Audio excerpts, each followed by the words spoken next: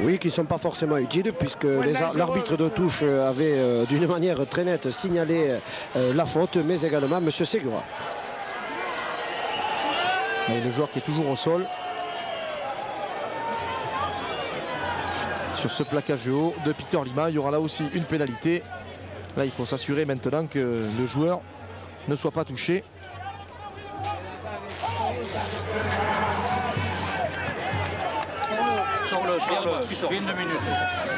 Voilà, donc nous avons vu le docteur Lauvernier avec également Kairat qui sont intervenus, donc une assistance médicale rapide et efficace pour décider ce qu'il fallait faire. Donc le joueur est mis momentanément au repos. Ouais, Jérôme Bévia il va sortir parce que là le plaquage, ah oui, ça c'est vraiment le coup de la corde à linge typique distribué par Peter Lima. Allez, la pénalité. Et on est courageux hein, côté lésignan. Vous avez vu, on tente tous les coups. On aurait pu prendre les points de la pénalité du reste sur cette... Oui, peut-être les joueurs de Lézignan qui connaissent bien leur terrain ont un handicap, c'est le vent qui souffle contre l'équipe de Lézignan. Donc cette pénalité était difficile. Ils ont préféré essayer de marquer un essai, mais encore une fois, l'équipe de Lézignan se met à la faute. Et oui, Lézignan à la faute. Et Bévia qui va récupérer ici. Avec le soutien des physios du club, on va le remettre sur pied afin qu'il puisse revenir dans la partie. Allez, pénalité. Toulouse qui va se dégager. Et on va remettre ce ballon en jeu. Vous voyez le vent ici qui souffle. Et ce vent est favorable à l'équipe des Spacers. C'est la raison pour laquelle on a tenté tout à l'heure les pénalités côté toulousain. Attention, la combinaison pour Marc Fomouna au milieu du terrain. Sortie, Arat. Un ballon donné par Sean Mullins. Avec un travail de Perkins là au milieu du terrain, mais il y a un bon retour défensif d'Aaron Kirkland, parce que là on va voir un beau débat d'Australiens aujourd'hui, Louis, parce que il y en a dans ces deux équipes qui ont tutoyé l'élite. On parlait de Perkins tout à l'heure dans l'équipe de Penrith. C'est vrai que c'est un élément clé de cette formation des Spacers, mais Kirkland lui aussi, ou bien encore Sean Mullins. Voilà des Australiens qui font du bien dans ces clubs français. La relance de l'équipe de Lézignan. On est sorti de son en-but. On ne concédera donc pas un renvoi. Allez, on a joué très vite, mais il y avait une position de hors-jeu. Arnaud Cervelot avait joué ce ballon. Attention, Piva le Samoan, plaqué par Marc Fomouna. Et ce public du Stade du Moulin qui réclamait, bien entendu, un hors-jeu. Oui, une équipe de Lézignan qui visiblement veut accélérer le rythme de cette rencontre. On l'a vu sur cette pénalité, on aurait pu trouver la touche, on a préféré jouer l'accélération du jeu pour tenter de mettre l'adversaire en position d'hors-jeu et gagner une autre pénalité. Donc on a choisi la manière la plus hasardeuse, mais aussi la plus ambitieuse. Attention à cette attaque là de l'équipe de Lézignan, parce qu'il y a peut-être quoi jouer avec Laurent Ferrer qui va taper par-dessus pour son arrière. Benoît Bourrel qui récupère le ballon. Non, ça a été récupéré par Lézignan, par Ismaël Navarlas. Allez, ça sort maintenant, Mutal avec Ferrer. Attention, il y a le feu dans la défense de Toulouse. Ce ballon donné à l'intérieur, c'est bien joué, il y a l'Iranien du soutien. Et il y a un essai marqué. Et c'est marqué par Stéphane Sel. Waouh, c'est coup double dans cette demi-finale. Ah, les deux copains, les deux Taoumets de cette équipe de Lézignan. Les deux membres de la fanfare des Corbières qui inscrivent chacun un essai aujourd'hui. On disait que ces deux centres s'entendaient bien. Attention, parce que s'ils arrivent à fonctionner comme ils l'ont fait dans ce premier quart d'heure, ça risque de coûter cher. Sortie Mutal avec, regardez Ferrer ici qui va chercher, bien joué à l'intérieur. Il a entraîné Piva qui va trouver le soutien de son trois quarts centre. Et c'est marqué par Stéphane Sel et l'équipe de Lézignan qui prend pour la première fois du match l'avantage dans cette partie. Oui, une équipe de Lézignan qui démontre là sur cette phase de jeu d'abord son ambition. On avait dit que la solution que cette équipe avait choisie était la plus risquée mais également la plus ambitieuse. Donc c'est une équipe qui n'a peur de rien. Nous l'avons vu lorsqu'elle a éliminé Villeneuve. Nous l'avons vu dans son intention de jeu. Ici, un mouvement sur une pénalité qui est partie à hauteur de 20 mètres de l'équipe de Lézignan. Après le cinquième tenu sur une relance au pied, cette équipe a a concrétisé sa domination territoriale et son ambition par un essai au milieu des poteaux magnifique. Et cette équipe de Lézignan qui fait un parcours formidable parce que, souvenez-vous, l'équipe de Lézignan, 8e et dernière qualifiée de ce championnat de France, qui joue donc une demi aujourd'hui et qui a joué également une demi de coupe. Oui, c'est une équipe qui, rappelons-le, est présente dans toutes les phases finales et dans toutes les catégories, qui jouera en espoir à lever de rideau de Villeneuve-Crescatan la finale de la coupe contre Pia. C'est une équipe qui est qualifiée dans la catégorie minime, dans la catégorie cadet et dans la catégorie junior. Et Lézignan qui transforme ce très bel essai que l'on revoit ici au ralenti avec Piva. C'est lui qui va faire la différence. Il a appelé ce ballon à l'intérieur et la passe de Piva qui trouve le soutien en hauteur dans la personne de Stéphane Selle. Et il y avait encore du monde peut-être pour un éventuel service. Très belle combinaison des deux centres et du troisième ligne, quelque chose de vraiment remarquable et au niveau des possibilités. Alors c'est ici que de là qu'est partie la relance, Navarlas qui reçoit très bien la récupération, très combatif sur cette balle aérienne qui a permis d'amorcer ce très bon enchaînement sur les troisième lignes avec les deux centres. Donc du beau travail pour les Lézignens. Ah oui, ça c'est du très beau travail. L'essai est transformé et 12-8 en faveur de l'équipe des Sangliers. Oh, il y a un plaquage un petit peu haut là aussi de Laurent Luquez, marqueur pour Toulouse. Voyons. Oui, à la relecture des images, effectivement, il semblerait que le plaquage ne soit pas si terrible que ça. Oui, d'ailleurs, l'arbitre n'a pas signalé de faute. Lui qui était plus près que tout le monde a estimé qu'il n'y avait pas de faute sur ce plaquage. Et le joueur de Lézignan a bien fait de se relever pour jouer le tenu. Cette équipe de Lézignan qui joue avec le soutien d'un public, d'un vrai public, qui cette saison les a tenus en bout de bras. Et ce ballon, est-ce qu'il est sorti? Oui, il est sorti. Et ce public ici, on le disait Louis, on est tout près des 5000 personnes ici à Lézignan. Ça c'est sans doute la plus belle affluence que nous ayons eue cette saison. Évidemment, il ne faut pas oublier que parmi tous ces spectateurs aujourd'hui, voilà, il y a des spectateurs de choix. Hein. Oui, Jean-Claude Noz, oui.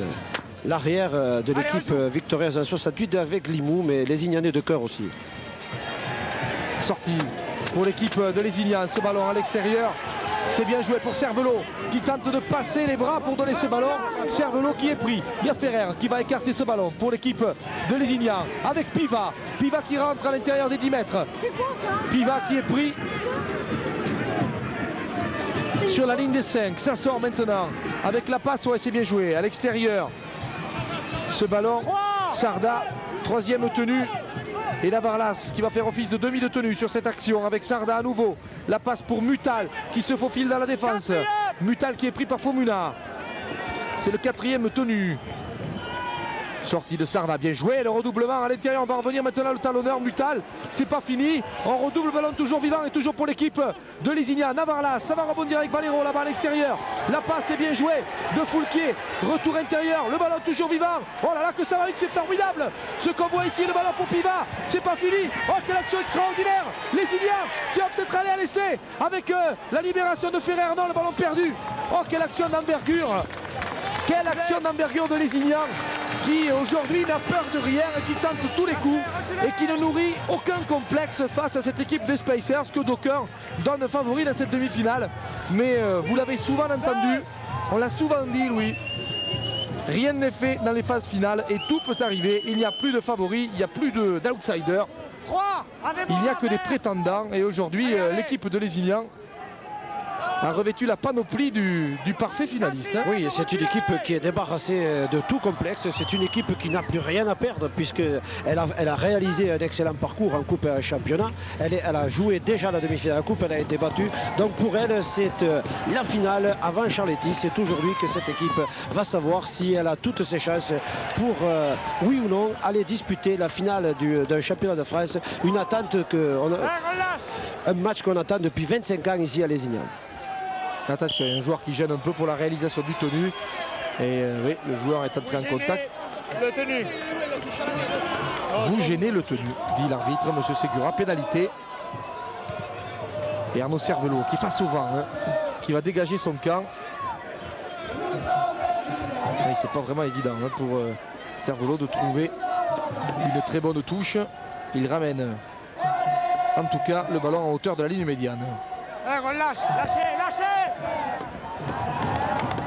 Fito qui porte ce ballon avec Sarda maintenant. Bien joué, Foulquier avec un passage de bras extérieur là maintenant. Ce ballon pour celle qui essaie de retrouver du soutien intérieur. Il y a du soutien, il n'y a pas d'en avant. Avec Piva, Piva qui rafute, Piva toujours debout. Piva qui va pouvoir libérer ce ballon et Cervelo qui va se coucher sur le cuir. Et qui va permettre à l'équipe des Sangliers de repartir à l'assaut. Foulquier, un ballon pour Sarda. Longue passe de Sarda, c'est bien joué. Pour Ferrer à l'extérieur, pour l'arrière pour elle. C'est croisé pour Navarla, qui a failli perdre son casque là sur ce plaquage. Troisième tenue. Ah, ça va vite, hein, les Iliens, ça va très vite. Avec un ballon pour Fito. Et là, le plaquage était dangereux. Et Fito est pas content. Allez, Navarlas. Oui. C'est pas ici, hein, allez, Louis. C'est ici. Oui, le plaquage était un peu limite. Et il y aura une pénalité. Et cette fois-ci, on ne va pas prendre de risque. On est à l'intérieur des 10 mètres. On va la tenter. Oui, c'est le jeu, mais alors je comprends et nous pouvons comprendre et ceux qui prennent les images peuvent vraiment maintenant réaliser la qualité de cette équipe de Lézignac et comprendre pourquoi l'équipe de Villeneuve a été sortie par ces joueurs des Corbières, parce que c'est une équipe qui joue un rugby ambitieux, un rugby varié, un rugby fait de soutien permanent et de continuité du jeu. Et c'est une équipe qui maîtrise parfaitement son sujet et qui justifie complètement ses performances et sa place en demi-finale, alors que l'équipe de Toulouse, qui avait bien dominé dans le premier quart d'heure, se trouve maintenant cantonnée depuis quelques instants à un secteur purement défensif. Et la domination de cette équipe de Lézignan dans cette première moitié de première période, matérialisée, vous le voyez, par ses 12 points, 12-8 face aux Spacers et avec une pénalité à suivre. Arnaud Cervelo, c'est le meilleur pointeur de cette équipe des Sangliers et elle est importante. Pied gauche à hauteur des 20 mètres, pas de problème pour Arnaud Cervelo qui passe la pénalité et l'équipe de Lézignan mène 14 points à 8 sous les yeux. Nous voyons les deux personnalités.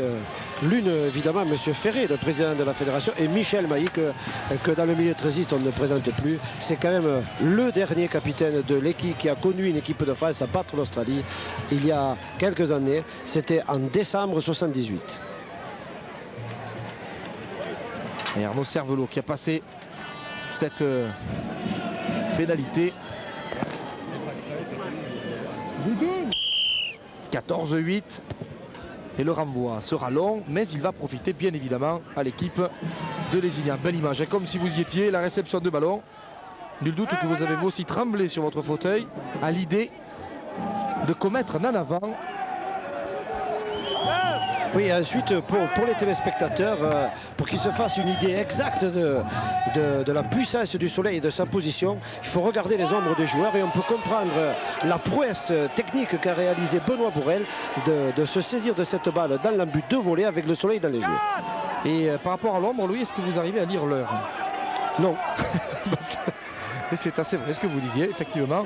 On s'aperçoit que les joueurs de Lézignan ont le soleil dans les yeux. Attention, le crochet, c'est bien joué ça, sur le dernier tenu, avec ce ballon pour Piva. Oh, c'est bien joué, la prise intervalle, le soutien qui est toujours là, avec un ballon pour Stéphane Martin, pour Lézignan.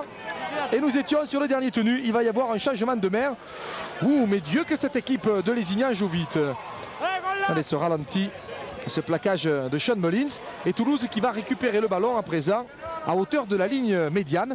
Une équipe de Lézignan qui récupère le ballon après laisser marquer, qui remonte jusqu'à hauteur des 40. Si c'était cette petite faute commise qui a rendu le ballon à l'équipe des Spacers, eh bien on serait tenté de croire que l'équipe de Lézignan domine cette première période, domine grâce notamment à la variété de jeux qu'elle peut produire, grâce à une très belle ligne de 3 quarts et surtout une très bonne alternance avec le paquet d'avant. Oui, c'est l'essai de Ferrer quand même qui a remis cette équipe en selle, parce que le début de match avait été à l'avantage des Spacers qui avaient quand même d'abord ouvert la marque par un essai et transformé. Lézignan avait été mené 6-0 et c'est l'essai de Ferrer qui a déclenché la mise en route de l'efficacité du feu soleil. Attention à cette attaque de Toulouse, troisième tenue et ce ballon pour Simon Dorel.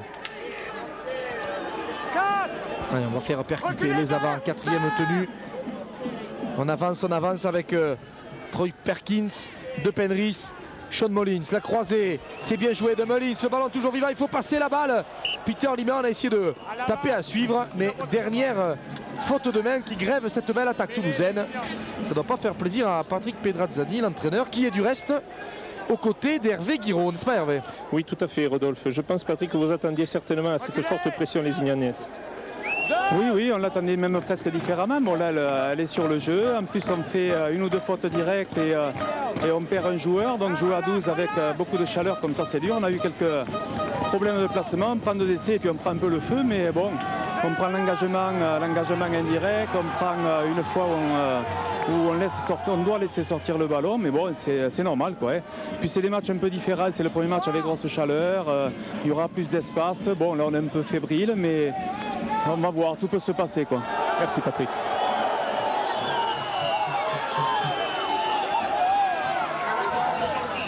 Allez, sortie de ballon. Oh, c'est bien joué ça. Pour Navarlas, attention Navarlas. Ismaël Navarlas plaqué à hauteur des 35. Ça sort, attention, parce qu'on va pouvoir déployer son attaque côté lésignanais avec Piva. C'est bien joué, Piva pour Sarda. Attention Sarda à l'intérieur des 20 mètres. Des 10 passe intérieur. Oh, il y a eu un bon retour défensif de l'équipe des Spacers qui va récupérer ce ballon. À la volonté, lui, de porter ce ballon à l'aile. Il y a du mouvement, de la variété, c'est pas fini pour l'équipe de Lézignan. Avec Aaron Kirkland qui pousse, qui amène ce ballon à hauteur des 5. Sortie pour Sarda, longue passe de Ferrer pour Selle, retour intérieur. Ballon ramassé par Selle, ressorti par Valero. Ah, faute de main, dommage, en avant. En avant de Didier Foulquier. Vous voyez cette passe qu'on n'a pas contrôlée. L'ouvreur lézignanais. Et c'est reparti maintenant dans l'autre sens avec l'équipe des Spacers de Toulouse.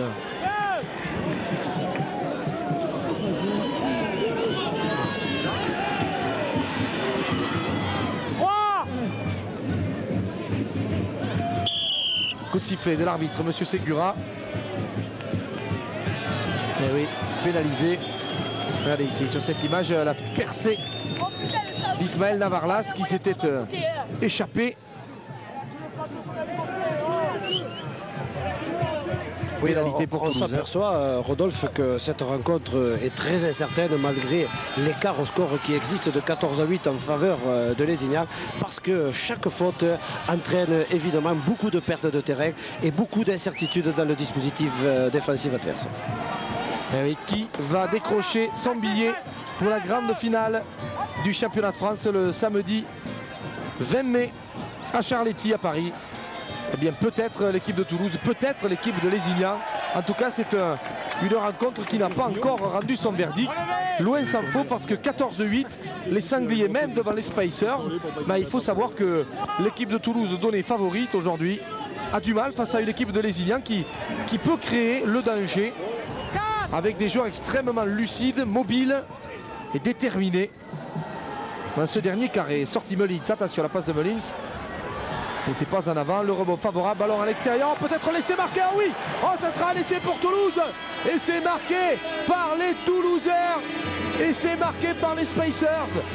Après ce très bon travail là-bas côté droit, c'est Jean-Emmanuel Cassin qui signe cette réalisation toulousaine et qui permet aux Spacers de revenir dans la partie, et on devrait revenir à égalité si d'aventure la transformation était réussie. Sortie Ahmed Arat avec Sean Mullins qui va promener cette défense. Il a fixé pour donner à Jean Frison, le capitaine toulousain.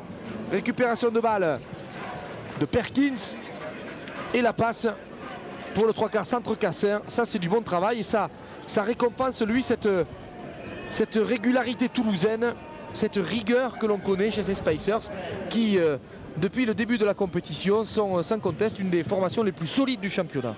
Oui, une équipe qui prouve là que sa capacité de réaction reste intacte, dans la mesure où sur un coup franc, nous disions tout à l'heure que chaque fois qu'une équipe ramenait le ballon à son adversaire, c'était quand même un souci. Donc là, Lézignan, sur une pénalité, a perdu le contrôle de la balle, et à l'issue de la série de tenues, c'est l'équipe des Spacers en bout de course qui, sur plusieurs libérations, a agrandi les espaces, a resserré la défense vers le milieu du terrain terrain pour libérer l'aile gauche où Jean-Emmanuel Cassaigne a trouvé l'espace largement ouvert pour marquer cet essai qui très certainement transformé par Frison va remettre ces deux équipes. Non, c'est pas Frison qui transforme, mais très certainement l'égalité est au bout du pied de cette transformation d'essai. Oui, Dorel qui s'élance et qui passe cette transformation et nous voici à 14 partout dans cette rencontre. 14 partout, c'est tout le symbole de ces deux formations qui se tiennent dans une rencontre, jouer dans un très bon esprit et surtout jouer dans un niveau technique très élevé. Vous avez sans doute vécu un grand moment à l'occasion de la finale de la Coupe d'Angleterre en direct de Murrayfield la semaine dernière. Et bien aujourd'hui en championnat, dans cette belle après-midi du mois de mai, l'équipe de Lézignan et Toulouse propose un très beau spectacle. 14 partout à 5 minutes seulement de la fin de la première mi-temps, à une première période qui est passée très vite. Attention, récupération lézignanaise avec Navarlas, hop là, qui est passé par-dessus le joueur. Beaucoup de lucidité, c'est bien ça ce qu'il a fait. Valero avec Foulquier, ce ballon pour Laurent Ferrer. Bonne défense de Toulouse, on a bien glissé pour venir rattraper au collet le 3/4 centre des Sangliers. Celle qui fait office de demi de tenue, le ballon à hauteur des 20 mètres. Troisième tenue. Et Jérôme Sardar qui attend la sortie de ballon à l'intérieur des 20. On a croisé Foulquier, pas mal cette combinaison lézignanaise. Si le soutien peut intervenir à temps avec Piva. Piva qui est toujours debout, Piva qui pivote. Et Piva qui va essayer de gagner ses mètres. Qui reste arrachage de balle. Oui, il y aura une pénalité. Arrachage de balle, ce qui est, Louis, en rugby à 13, formellement interdit. Oui, dans la mesure où il y avait plusieurs joueurs qui intervenaient sur le défenseur, c'est la faute indiscutable de 3 défenseurs toulousains sur Piva, qui obtient ainsi une pénalité qui va permettre peut-être à quelques minutes de la mi-temps à Lézignan de prendre 2 points supplémentaires au score. Et oui, puisque si on se réfère à la règle, on peut arracher le ballon en 1 contre 1, mais pas lorsqu'on est en supériorité numérique sur le plaquage. C'est interdit. Merci. Et c'est sanctionné par une pénalité. Et encore une fois, c'est une très belle séquence offensive et ils déroulent leur rugby, les joueurs de Lézignan, sans aucun complexe. Et c'est une première mi-temps très plaisante à laquelle on assiste. Oui, parce que les deux équipes savent que les points qu'elles marquent aujourd'hui vont énormément compter pour le match retour, puisque l'équipe de Toulouse attend évidemment son adversaire maintenant. Donc son adversaire voudrait se déplacer au stade des Minimes avec un maximum de points à son avantage et surtout psychologiquement en n'envisageant pas de perdre sur son terrain ici. Et Lézignan, évidemment, qui a une même idée en tête, à savoir mettre des points sur le tableau de marque avant de se déplacer en Haute-Garonne. C'est vrai que cette équipe de Lézignan a surpris cette saison. D'aucuns les donnaient déjà archi battus face à Villeneuve. Et pour autant, ils sont là en demi-finale. Et grâce aux joueurs qu'on a vus, et grâce à ce public venu nombreux cette saison au Stade du Moulin, on n'est pas du tout surpris de les voir atteindre ce dernier carré. La transformation réussie, 16-14. 2 petits points d'avance pour les Sangliers. Allez, le renvoi, pied gauche long de Simon Dorel. Récupéré, attention, le Soleil. Récupéré par un Piva en très grande forme. Lâchez! Piva, c'est le joueur de la fin de saison, à coup sûr, avec cette équipe de Lézignan. Qui a appris en quelques mois à parler parfaitement le français, ce qui a surpris l'un des présidents du club, Denis Jomeau, qui maintenant peut entretenir de longues conversations en français avec lui, alors qu'il ne parlait pas un mot lorsqu'il est arrivé en début de saison ici à Lézignan. Ils pourront parler du pays, des Samoa, avec Feleti Piva. Il y a sans doute énormément de choses à dire sur les Samoa. Long coup de pied qui va mourir dans le cimetière à ballon de l'équipe des Spacers. Ah, attention, un joueur touché. C'est Benoît Bourrel. Ah, vous changez, hein? Oui, Benoît touché à l'intérieur de ses 20 mètres. Alors sur la phase offensive précédente, sur cette montée toulousaine. Oui, monsieur Segura, Rodolphe qui a arrêté le chronomètre et qui va prendre des nouvelles du joueur blessé. Et Benoît Bourrel qui va se relever, en tout cas on l'espère. Oui, il semble avoir récupéré. Et ces joueurs ici qui doivent souffrir de ces premières chaleurs, hein, parce que ce sont pour les joueurs de rugby les moments les plus difficiles de la saison. Alors voyons ici Bourrel, ce plaquage sur ces images que nous propose notre réalisateur aujourd'hui, Van Bodenès. On voit bien ce plaquage et surtout la chute. Hein. Oui, ce n'est pas sur, c'est dans le plaquage, mais ce n'est pas du tout une agression ni un mauvais geste du défenseur. C'est un accident de jeu. Allez, c'est plus prudent de faire sortir Benoît Bourrel qui avait effectué une belle première période. Et nous jouons donc les dernières secondes de cette première mi-temps avec un ballon pour l'équipe des Spicers de Toulouse avec Fomouna qui a passé la balle à hauteur des 40. Sorti Fomouna à nouveau. Ouf, un ballon donné à l'intérieur, lancé pour Jérôme Vincent.